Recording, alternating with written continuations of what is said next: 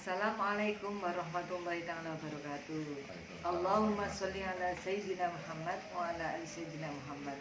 Di sini saya pengen ini tanya-tanya langsung sama Pak Haji Wantara dan Bu Haji Wantara, Bu Jati. Nah itu beliau itu adalah saksi di mana ketika dulu terjadi gempa di Bantul di Jogja. Nah itu beliau itu adalah satu dekat rumahnya berdekatan dengan dimana Pak Kiai dulu waktu itu masih ngontrak.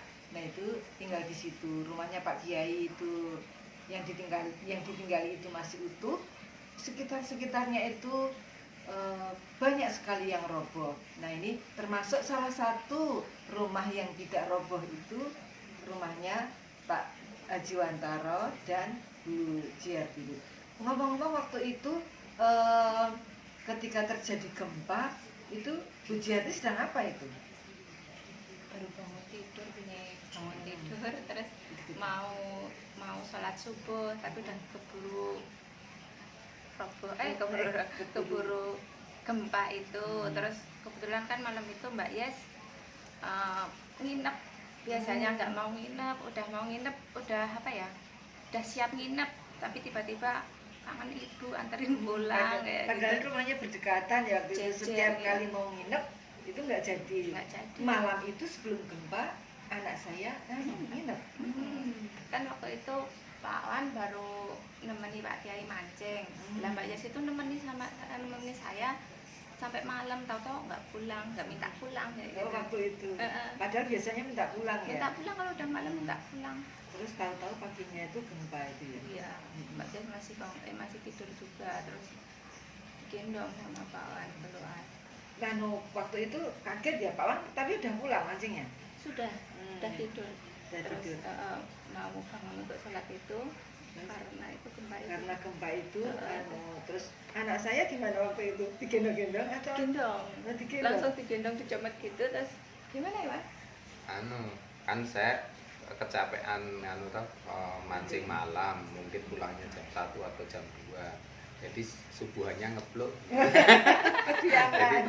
Tapi Mbak Yas tidur di dalam kamar sama istriku, nah sama Jiari. Nah saya mah di luar di depan TV. Nah pas gempa besar itu saya langsung ingat, Mbak Yas ada di dalam, langsung tak gendong gitu. Tapi karena peristiwa itu begitu cepat sekali dan guncangan saya rasa itu sangat keras sekali, Bang. Apa itu piring-piring segala macam udah kayak diguncang kayak gini, keras banget roboh.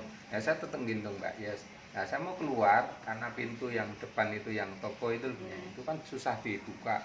Wah ini mah kerobohan saya gendong ke depan yang toko, saya tidak bisa buka. Saya bawa lari lagi ke gudang yang dekat TV itu yang atapnya cuma seng. Saya berpikir kalau nanti gempa roboh saya hanya ketibanan seng gitu. Jadi apa akhirnya saya nggak keluar, cuman Mbak Yes putranya Pak Kiai itu, putranya punya itu, saya cuma tetap gini aja sambil nungguin gempa reda. Iya. Gitu. Iya, Barokahnya Mbak Yes. Barokahnya anak saya katanya, karena anak saya nginep di situ, makanya rumahnya nggak roboh. Padahal di sekelilingnya itu roboh. Waktu itu saya ingat, ketika paginya itu terjadi gempa, itu kan guncangannya terasa banget. Waktu itu kan anak-anak santri yang mukim itu kan baru ngaji. Kebetulan waktu itu Pak Kiai bilang ngajine libur, deres dewe-dewe, baca Quran sendiri-sendiri. Nah, saya kan nyantai sama Pak Kiai waktu itu ngobrol-ngobrol. Kemudian tahu-tahu saya pas tiduran gini, pas lendet-lendet gini, blok itu, saya kira apa? Saya kira cuma sebentar, saya nggak bangun. Begitu tahu itu gempa, saya langsung lari. Saya ingat anak saya yang nomor 3 kan masih kecil. Dia saya taruh di Apollo itu yang belum bisa jalan itu kan, yang bisa gerak-gerak jalan itu. Ingatan saya cuma anak saya gitu. Ternyata saya mau lari itu sudah pontang-panting itu sampai di depan itu udaranya udah putih semua. Saya pikir waktu itu Gunung Merapi meletus ya.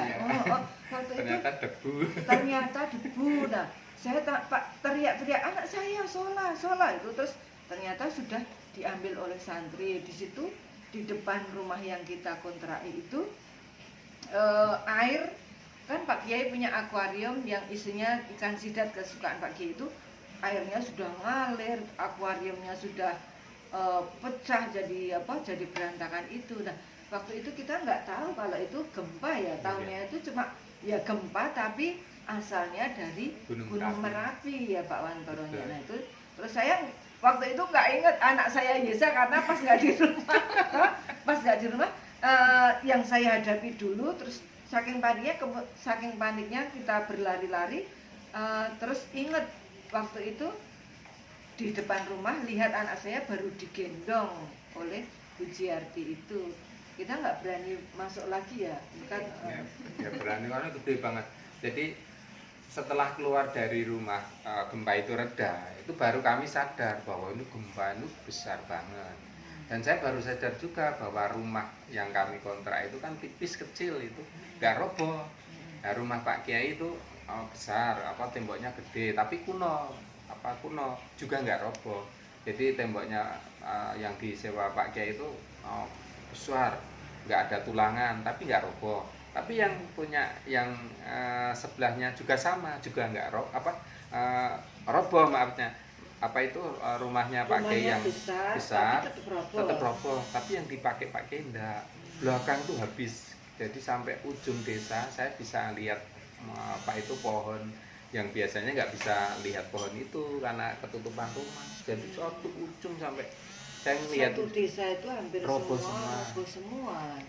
Nah, yang nggak roboh kelihatan hanya beberapa, termasuk rumahnya Pak Kiai yang disewa dan rumahnya Bu Jiarti. Tapi kalau dipikir-pikir waktu itu tuh kalau dipakai akal itu harusnya roboh ya Pak Wan ya. Roboh, sangat rapuh rumah yang kami tempati itu. Tapi setelah itu terjadi kami terus berpikir, apa Pak Wantoro bilang, apa ini karena putranya Pak Kiai nggak bisa tidur di tempatnya Pak Wan sehingga rumahnya yang seharusnya roboh, maksudnya karena kondisinya itu dibanding yang lain-lain itu lebih ringkih, lebih rentan untuk roboh. Nah itu ya mungkin ya emang barokahnya Pak Kiai sampai segitunya, Masya Allah. Nah terus ini ketika rumah yang kita tempati itu, yang itu waktu itu kan Pak Kiai masih ngontrak ya Pak Wan ya. Kita sama santri-santri ngontrak nungguin sini tanah ini ada bangunannya. Jadi Pak Kiai nunggu di kontrakan yang di utara saya. Jadi berdekatan kami itu. Kebetulan Pak Kiai pengen nungguin di kontrakan itu sembari pesantren yang di tanah Tambalan ini selesai. Nah yang tetap kami ingat itu memang betul di situ punya, karena belakang rumah saya itu kan ditempati oleh orang Aceh atau orang mana itu mati 2, meninggal 2. Rumahnya kualitasnya sama, hampir sama, tipis lah itu. Rumah saya juga tipis itu. Tulang-tulangan juga kurang bagus. Tapi tegak berdiri doi, bengkok pun tidak, begini pun tidak, lurus, tidak apa-apa. Tapi yang itu benar-benar roboh. Selatan saya roboh, habis lihat ke selatan tidak ada rumah, ke timur tidak ada rumah, ke utara tidak ada rumah selain rumah Pak Kiai. Jadi kita depan keluar itu heran loh, kok sampai segitunya. Kita itu nggak nyangka kalau efek dari gempa itu rumah itu banyak sekali yang roboh.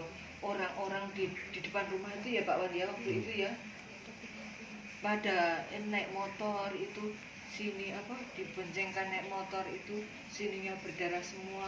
Saya juga lihat sendiri seorang bapak-bapak gendong gotong-gotong mayat itu, tadinya belum meninggal, digotong-gotong itu sambil digotong-gotong 2 orang, dinaikkan di truk, kemudian dibawa turun lagi, ternyata orangnya sudah meninggal.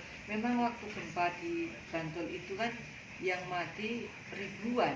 Nah itu 5.000-an karena kita sendiri itu ngalami ya, di antara beberapa rumah satu kampung itu yang berdiri tegak itu hanya beberapa. Terus ketika waktu itu kan ngaji tempatnya Gus Pak Pleret kan, santri-santri beres sendiri lah, itu ternyata ada manfaatnya. Karena apa? santri-santri setelah tahu keadaan sekelilingnya, mereka itu terus keluar membantu tetangga-tetangga yang banyak tertimpa reruntuhan. Disuruh itu punya Disuruh. kiai kan sampai bilang gini, ayo santri-santri bantuin. Cerdas sekali. Jadi aran dari Pak Kiai itu santri-santri suruh hanya membuka yang di muka itu aja, nanti bongkarnya belakangan. Yang penting menolong itu di muka biar bisa bernapas, karena itu kan banyak sekali reruntuhan. Saking banyaknya Pak Kiai langsung yang penting mukanya dulu, dibuka. yang penting bisa bernafas gitu. Dulu baru ditinggal itu, gitu ditinggal. Untuk nolong-nolong yang lain gitu ya. Kalau enggak keburu meninggal karena debu dari itu. Karena saking banyaknya reruntuhan. Yang penting muka dibuka itu.